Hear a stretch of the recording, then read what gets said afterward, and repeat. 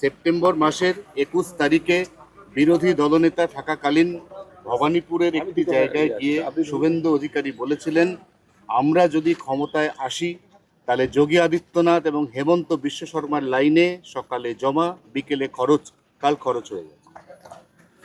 দেখুন, এনকাউন্টার হয়েছে পশ্চিমবাংলায় সম্ভবত প্রথমবার, নকশাল আমলে হতো। আমরাও এনকাউন্টার করতে চাই না, কিন্তু তখন যখন ইউপি বিহার এনকাউন্টার হচ্ছিল, আজ সেখানকার মানুষ শান্তিতে আছেন, তখন এখানকার যারা সরকার ছিল টিএমসি, আমরা এনকাউন্টার চাই না বলতে বলতে সমস্ত দুষ্কৃতকারীদেরকে মাথায় তুলেছিল। তাই আজকে ওই অপকর্মগুলো হচ্ছে। পশ্চিমবাংলার পুলিশও চাইলে সব কিছু করতে পারে, এটা আমরা ভুলে গেছিলাম। সেজন্য পুলিশ হিম্মত করেছে মানুষের আশা আকাঙ্ক্ষাকে সামনে রেখে। আর অপরাধের ব্যাপারে জিরো টলারেন্স, এটা আমরা বলেছি। এটা যেমন 24 ঘন্টার মধ্যে অপরাধীদের ধরেও নিয়েছে, আর যখন পালাবার চেষ্টা করেছে, উৎপাত করেছে, তার উপরে গুলি চালাতেও দ্বিধাবোধ করেনি। সেই জন্য অপরাধ দমনে পুলিশের হাত কাঁপবে না, সরকার পিছিয়ে যাবে না, এটা প্রমাণ হয়েছে। এবং মুখ্যমন্ত্রী হিসাবেও শুভেন্দু অধিকারী দেখিয়েছেন যে নিজে স্পটে দাঁড়িয়ে কি করে আইন শৃঙ্খলাকে ঠিক করতে হয়। সরকার যেমন বিরোধীরা ফটো তুলতে গেছেন, এবং সরকারের মুখ্যমন্ত্রী মন্ত্রীরাও গিয়ে স্পটে পৌঁছে সাধারণ মানুষ সহ আন্দোলনকারী থেকে পীড়িতার পরিবার সবার সঙ্গে কথা বলেছেন। একটা সরকারের এটাই হওয়া উচিত। অপরাধ বেড়ে যাচ্ছে দুনিয়াতে, রাতারাতি বন্ধ হবে না, কিন্তু সরকার যদি সচেষ্ট হয় অনেক কিছু হতে পারে। সেটা বিহার ইউপিতে আমরা দেখিয়েছিলাম।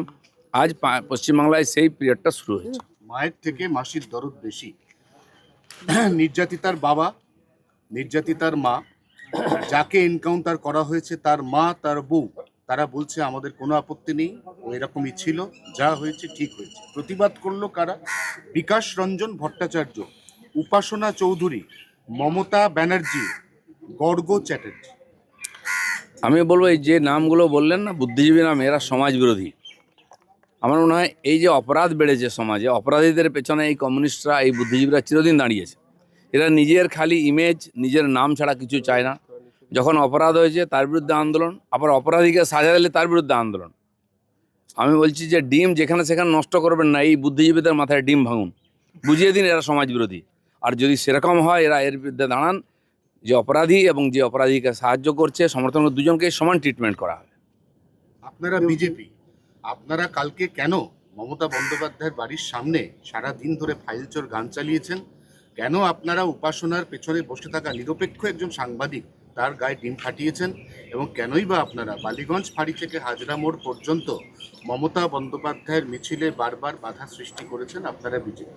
আমি তো দেখলাম কালকে মাননীয়া একজনকে চড়ও মেরেছেন, মনে হচ্ছে পুরো তার কেটে গেছে। একটা কেটেছিল, সব কেটে গেছে, কানেকশান স্ক্রু পড়ে গেছে। এই জন্য ক্ষমতায় থেকে চোখ দেখানো যায়, সব কিছু করা যায়। বিরোধী থেকে যদি আন্দোলন করতে হয়, ধৈর্য লাগে। মানুষের কথা বলতে গেলে পেশেন্স লাগে, খালি ড্রামা করলে হয় না। একদিন ড্রামা করেছেন, যেখানে সেখানে বসে নাটক করেছেন। লড়ুন আপনি, আমরা তো লড়ছি, আপনার বিরুদ্ধে লড়েছি। আমাদেরকে রাস্তায় আটকানো হতো, গাড়ি ভাঙা হতো। আর যেখানে আমরা প্রোগ্রাম করতাম সেখানে মাইক লাগিয়ে দিয়ে খেলা হবে, খেলা হবে, শুনেছি তো আমরা 5 বছর 7 বছর। সেগুলো ভুলে গেলে কি করে চলবে? আমাদের ছেলেরা যদি একটু গান টান গিয়ে নাচ টাচ করে, তা ওদের কষ্ট হচ্ছে কেন? জিতেছি, ওটা নাচবো না? তোমার বিছানায় তো নাচিনি আমরা, গিয়ে বাড়ির সামনে নেচেছি, দরকার ওটাও করবো।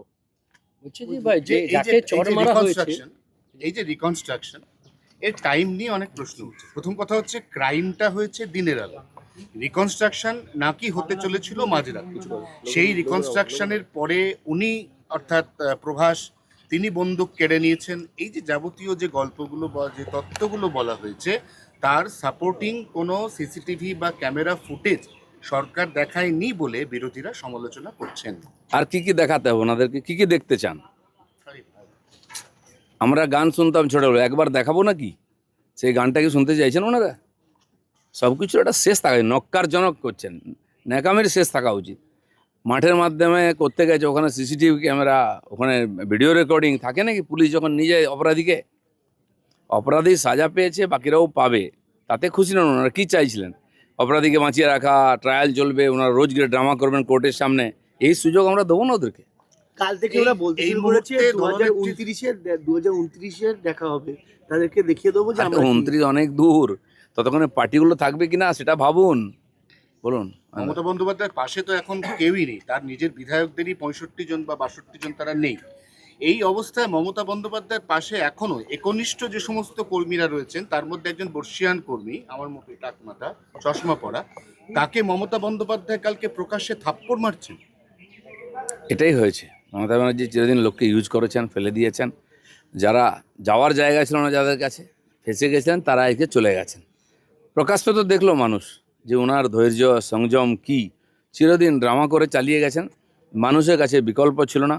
সিপিএমকে লোকে বহিষ্কার করেছিল, তাই বাধ্য হয়ে ওই ছাই ফেলতে ভাঙাগুলো চলছিল। আজ বিজেপির মতো বিকল্প মানুষ পেয়েছে, তাই পিছনে তাকাবে না কেউ। ওনারা কি করছেন কি করবেন আমি জানি না, কিন্তু সাধারণ মানুষ আজকে সরকারের কাছে খুশি আছে। যাকে চোর দুর্দিনে, মেরেছে এই দুর্দিনে এমনিতে ওনার পাশে কেউ নেই, যারা যাও বা গুটি কয়েক আছে, উনি প্রকাশ্যে তাদের মধ্যে একজন সিনিয়র লোককে এরমভাবে থাপ্পড় উনি মারছেন। চিরদিন সেটাই করেছেন। বাড়ির লোকেদের ধমকেছেন, জমেছেন, ওসিদের ধমকেছেন, বিডিওদের চমকেছেন। আর বড় বড় নেতারা, মন্ত্রীরা, সেক্রেটারি যে লুট করেছেন, কজনকে সাজা দিয়েছেন, তাদেরকে নিজের কাছে রেখেছেন। এমনকি সিপিএম আমলে তার কর্মীদের উপরে যারা গুলি চালিয়েছিল, তাদেরকে খুব কাছের লোক করে নিয়েছেন উনি। সেটা তার পার্টি লোকে কমপ্লেন করতো, সাধারণ মানুষও করতো। সেসব চলে গেছে, সে চ্যাপ্টার ক্লোজ হয়ে গেছে। যাকে চর মেরেছেন তিনি কর্মী, সন্তান তুল্য বলছেন কুণাল ঘোষ। হ্যাঁ, সন্তানকে রাস্তার মাঝখানে লোকে চড় মারে নাকি? কুণাল ঘোষের ভাষণ যদি কেউ শোনে, আর কুণাল ঘোষের ডায়লগের জন্য আজকে টিএমসির দুরবস্থা হয়েছে। শকুনির অভিনয় করেছেন উনি চিরদিন, শেষ করে দিয়েছেন কৌরব বংশকে।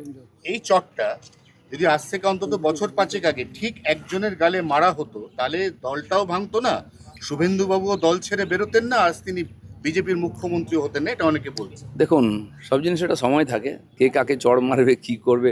এখন তো ডিম মারা হচ্ছে, তো ইতিহাস কাউকে ক্ষমা করে না। সাধারণ মানুষের ধৈর্যের ভান বেগেছে, তারা সবাইকে যোগ্য দিয়ে দিচ্ছেন জবাব। আমরা সরকার মানুষ আশীর্বাদ করে বসিয়েছে, আমরা সামনে তাকিয়ে মানুষকে জাস্টিস দেওয়ার চেষ্টা করছি, উন্নয়নের সাথ দিচ্ছি, তো মানুষ খুশি। এই ধরনের ছোটোখাটো ঘটনা গ্রামে বা শহরে হবে, বহু বছর ধরে এই ঘটনা চলছে। আর আইন শৃঙ্খলা কি লোকে ভুলে গেছে 50 বছর ধরে, সেজন্য বহু মানুষের অভ্যাস হয়ে গেছে যা কিছু করার, সেটা আনতে একটু সময় লাগবে। আমি সাধারণ মানুষকে ধৈর্য রাখতে বলবো, সরকারের উপরে বিশ্বাস রাখতে বলবো। শেষ প্রশ্ন, ডাবগ্রাম ফুলবাড়ি এলাকা, ক্লাস 11-এর একজন ছাত্র, ক্লাসরুমের ভেতর মুখ্যমন্ত্রীর একটি ছবিকে কেন্দ্র করে বেনজির কুরুচিকর ভাষা এবং তার মাকে আক্রমণ করার পর তাকে যখন পুলিশ অ্যারেস্ট করে, তখন তাকে সাফিসিয়েন্ট ডিম থেরাপি দেওয়া হয় গতকাল সন্ধ্যায়। না না, দেখুন, আমার তো মনে হয় আমি সেটা বলেছি, অনেকে ভাবছেন যে উল্টো বলছি। বাঙালি সমাজ যে এতদিন পরে, বহুদিন পরে ইনোভেশন করেছে, একটা আবিষ্কার। আমরা ভুলে গেছিলাম বিজ্ঞান ইত্যাদি, যে নিজের রাগ ক্ষোভ প্রকাশ করার জন্য আর কারো গায়ে আঘাত না করে, ক্ষতি না করে যেভাবে তারা সাজা দিচ্ছেন, সে যেই হোক যেভাবেই হোক, ভুলভাল করে এক আধজন সাংবাদিকও ডিম খেয়ে যাচ্ছেন। আমি জানি না, এরকম অনেক সাংবাদিক আছেন যারা টিএমসি ক্যাডারের চেয়ে বেশি অভিজ্ঞ ছিলেন। একটি বাজারের একজন সেক্রেটারি ডিম খেয়েছেন, আমি শুনলাম তাতে বাজারের লোকেরা নাকি স্ট্রাইক করেছিলেন। তার মানে সরকারকে আপনারা চ্যালেঞ্জ করছেন, একজন দুষ্কৃতকারী তাকে আপনি সেক্রেটারি করে রেখেছেন, যে টিএমসির ক্যাডার, তার পক্ষে যদি সমাজ দাঁড়ায়, আমরা ধরে নেব তারা সরকারকে চ্যালেঞ্জ করছেন।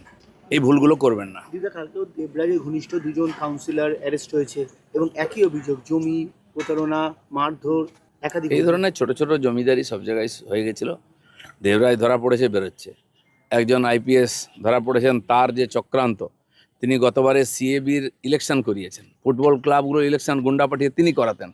পশ্চিমবাংলায় খেলাধুলার রসাতলে গেছে, আইন শৃঙ্খলার রসাতলে গেছে। কেবল কবজা করা, লুট করা ছিল সংস্কৃতি, তাকে আইপিএস আইএএস থেকে নেতা কর্মী সবাই যুক্ত ছিল। এই যারা কাউন্সিলর, যারা এমএলএ পর্যন্ত হয়, বেশিরভাগই সমাজ বিরোধী, মমতা ব্যানার্জি তাদেরকে নিয়ে এসে দাঁড় করিয়েছেন সামনে। আর খোকাবাবু তাদের কাছ থেকে কাটমানি নিতেন, তাদেরকে সার্টিফিকেট দিতেন। এর অবসান হয়েছে, আর বাকি যা বাকি সেটা আমরা করব।